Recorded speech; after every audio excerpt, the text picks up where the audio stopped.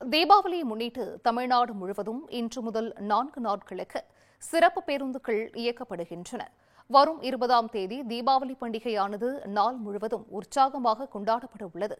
இந்நிலையில் சென்னையிலிருந்து கூடுதலாக 760 பேருந்துகள் இயக்கப்படுகின்றன.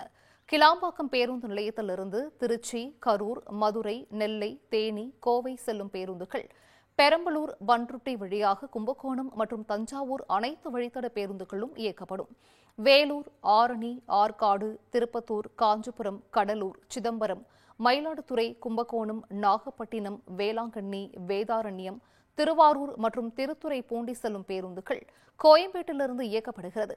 மாதவரத்திலிருந்து பொன்னேரி, கும்மிடிப்பூண்டி, ஊத்துக்கோட்டை, செங்குன்றம் வழியாக ஆந்திர மாநிலத்திற்கு செல்லும் பேருந்துகள் திருச்சி, சேலம், கும்பகோணம், திருவண்ணாமலை பேருந்துகள் இயக்கப்படும்.